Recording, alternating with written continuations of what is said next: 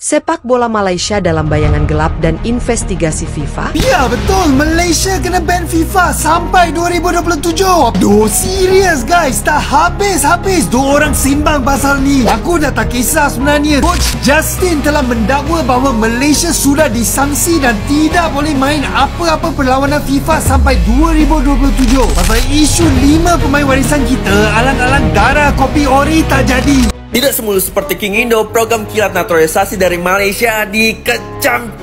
Buset dah guys. Kalau misalkan benar-benar guys ya tidak bisa membuktikan guys ya di mana data sahnya gitu ya dari pemain-pemain keturunan mereka guys, otomatis nantinya guys ya Malaysia akan di-ban FIFA seperti Timor Leste. Buset dah. Bahkan guys ya pengacara sendiri guys ya, pengacara dari Malaysia ini mendesak FAM gitu ya untuk transparan terkait naturalisasi ini. Buset dah. Super Bowl ID, krisis di Federasi Sepak Bola Malaysia, FAM, menarik perhatian khusus dari opini publik dalam dan luar negeri, karena Presiden Johari Ayub tiba-tiba mengundurkan diri hanya 6 bulan setelah terpilih. Pengunduran diri Johari Ayub merupakan perkembangan yang mengejutkan, tidak hanya karena singkatnya masa jabatannya, tetapi juga karena tanda-tanda adanya banyak konflik tersembunyi di dalam FAM. Baca juga, FAM tegaskan tidak ada yang aneh soal pengunduran diri Johari dari Federasi Malaysia. Pengunduran diri yang mengejutkan dan pertanyaan besar.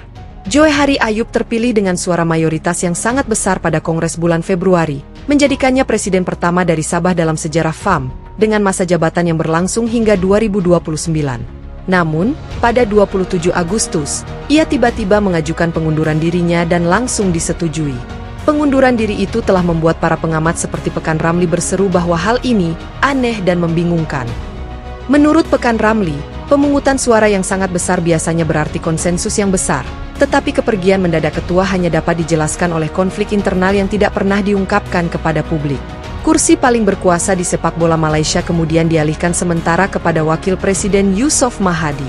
Ini berarti, setidaknya hingga rapat umum tahunan 2026, sepak bola Malaysia akan beroperasi dengan status penjaga, sebuah prospek yang dikhawatirkan banyak pihak akan memperlambat reformasi yang sangat dibutuhkan. Sepak bola Malaysia telah menjadi sasaran kritik selama bertahun-tahun, mulai dari kemunduran tim nasional hingga kekurangan manajemen. Kini, perubahan mendadak dalam personel di posisi presiden semakin memperdalam keraguan tentang transparansi. Sebuah organisasi yang terus-menerus berganti kepemimpinan akan sulit meyakinkan penggemar dan sponsor, ujar Pekan Ramli seraya memperingatkan bahwa FAM berisiko kehilangan kepercayaan publik. Angka-angka keuangan tersebut menambah ketegangan. Menurut Pekan Ramli, FAM saat ini kekurangan Rm7,27 miliar dari target pendanaannya. Dalam konteks di mana para donor semakin berhati-hati, sebuah organisasi yang diragukan oleh opini publik dan memiliki kepemimpinan yang tidak stabil tentu akan kesulitan mempertahankan dukungan jangka panjang dari komunitas bisnis. Kekhawatiran yang lebih besar adalah kemungkinan FIFA harus turun tangan. Badan sepak bola dunia ini terkenal sangat ketat terhadap tanda-tanda campur tangan politik atau manipulasi kekuasaan dalam federasi anggotanya.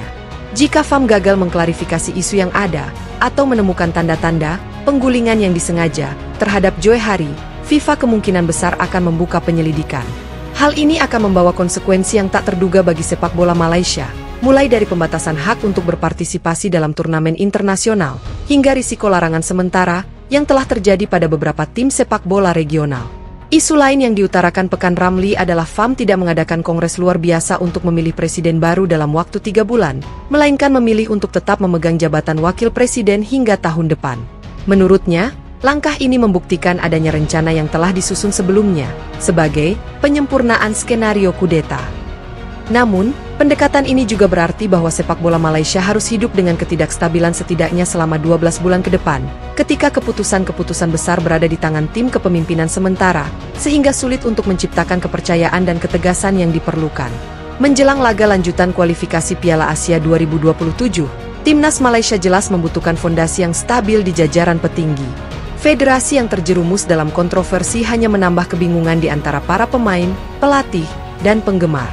Faktanya, FAM telah mengalami krisis berkali-kali, tetapi guncangan pengunduran diri ini sangat serius karena terjadi di saat sepak bola Malaysia diperkirakan akan bangkit berkat kebijakan naturalisasi pemain. Kemenangan 4-0 atas Vietnam pada bulan Juni di kualifikasi Piala Asia 2027 memang menggembirakan, tetapi kini gaungnya dibayangi oleh ketidakstabilan internal. Para pakar seperti Pekan Ramli sepakat bahwa FAM perlu segera menemukan peta jalan untuk rekonstruksi. Menunjuk Yusuf Mahddi sebagai presiden sementara mungkin merupakan solusi sementara, tetapi jika rencana yang transparan tidak segera disusun, strukturnya stabil, dan masalah keuangannya diselesaikan, sepak bola Malaysia akan menanggung akibatnya. Pengunduran diri Joy Hari Ayub setelah hanya setengah tahun meninggalkan kekosongan kekuasaan yang patut dipertanyakan. FAM kini menghadapi dua tantangan sekaligus, yakni memulihkan kepercayaan publik dan menghindari risiko intervensi FIFA. Jika tidak segera diambil tindakan, ketidakstabilan yang berkelanjutan ini dapat memperlambat kemajuan sepak bola Malaysia, sementara rival-rival regionalnya sedang berusaha untuk menembusnya. Insiden ini menjadi peringatan bagi FAM bahwa sepak bola tidak akan berkembang jika tata kelolanya masih ambigu dan penuh kontradiksi. Hanya keputusan yang transparan, tegas, dan berpihak pada kepentingan bersama yang dapat menarik sepak bola Malaysia keluar dari pusaran kontroversi dan kembali ke jalur yang stabil.